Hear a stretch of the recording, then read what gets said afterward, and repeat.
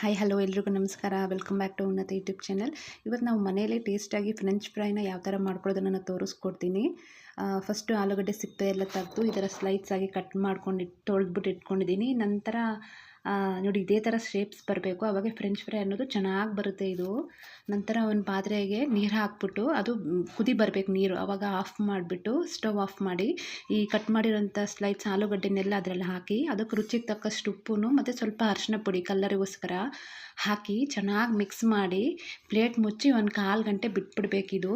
ನೀವು ಔಟ್ಸೈಡ್ ತಿಂತೀರಲ್ಲ ಅದೇ ಥರನೇ ಬರುತ್ತೆ ಇದು. ಸ್ವಲ್ಪ ರಿಸ್ಕ್ ಇದೆ, ಬಟ್ ಮಾಡ್ಕೊಂಡು ತಿಂದಾಗಂತೂ ತುಂಬ ಇಷ್ಟ ಆಗುತ್ತೆ, ಮತ್ತೆ ಮಾಡ್ಕೋಬೇಕು ಅಂತ ಅನಿಸುತ್ತೆ ಇದು. ಎಲ್ಲರೂ ಟ್ರೈ ಮಾಡಿ ನೋಡಿ. ಪ್ಲೇಟ್ ಮುಚ್ಚಿಬಿಟ್ಟು ಬಿಟ್ಬಿಡ್ತೀನಿ ನೋಡಿ. ಒಂದು 1/4 ಗಂಟೆ ಅದು ಬಿಸಿನೀರಲ್ಲೇ ಇರಬೇಕದು. ಅದು ಇಲ್ಲಿ 1/4 ಗಂಟೆ ಆಗಿದೆ. ಮತ್ತೆ ನಾನು ಅದನ್ನು ತೆಗೆದು ನೀರೆಲ್ಲ ತೆಗಿತಾ ಇದ್ದೀನಿ. ಅದಾದ ನಂತರ ಒಂದು ಕಾಟನ್ ಬಟ್ಟೆ ಮೇಲೆ ಈ ಆಲೂಗಡ್ಡೆ ಸ್ಲೈಡ್ಸ್ನೆಲ್ಲ ಹಾಕಿ ಅದು ನೀರೆಲ್ಲ ಡ್ರೈ ಆಗಬೇಕು.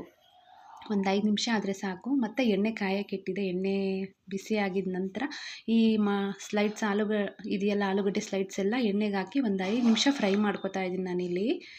ನೋಡಿ ಎಲ್ಲ ಚೆನ್ನಾಗಿ ಒಂದು 5 ನಿಮಿಷ ಲೈಟಾಗಿ ಫ್ರೈ ಮಾಡ್ಕೋಬೇಕಷ್ಟೇ, ಜಾಸ್ತಿ ಇದು ಮಾಡೋಕ್ಕೆ ಹೋಗಬಾರ್ದು. ಮಾಡಿ ಸೈಡಿಗೆ ತೆಗೆದಿಟ್ಕೋತಾ ಇದ್ದೀನಿ. ಇದೇ ಥರ ಉಳಿದಿರೋವಂಥ ಆಲೂಗಡ್ಡೆ ಎಲ್ಲ ನಾನು ಮಾಡಿಟ್ಕೊಂಡಿದ್ದೀನಿ. ಇದನ್ನು ಈ ಲೈಟಾಗಿ ಫ್ರೈ ಆಗಿರೋಂಥ ಆಲೂಗಡ್ಡೆ ನಾನು ಫ್ರೀಝರಲ್ಲಿ ಇಡ್ತಾ ಇದ್ದೀನಿ. ಇದನ್ನು ಓವರ್ ನೈಟ್ ಬಿಟ್ಟಿದ್ದೆ. ನೀವು ಬೇಕಾದರೆ ಒಂದು 2 ಅವರ್ ಇಟ್ಟರೆ ಸಾಕು. ಅದಾದ ನಂತರ ನೋಡಿ ಎಣ್ಣೆ ಕಾಯಕ್ಕಿಟ್ಟಿದ್ದೀನಿ ಮತ್ತೆ.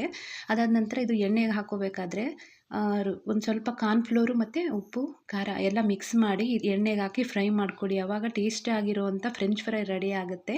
ಎಲ್ಲರೂ ಟ್ರೈ ಮಾಡಿ ನೋಡಿ. Thank you so much for watching. ಯಾರೆಲ್ಲ ನನ್ನ ಚಾನಲ್ನ ನೋಡ್ತಾ ಇದ್ದೀರಾ ಪ್ಲೀಸ್ ಒಂದು ಲೈಕ್ ಮಾಡಿ, ಶೇರ್ ಮಾಡಿ, ಸಬ್ಸ್ಕ್ರೈಬ್ ಮಾಡ್ಕೊಳ್ಳಿ.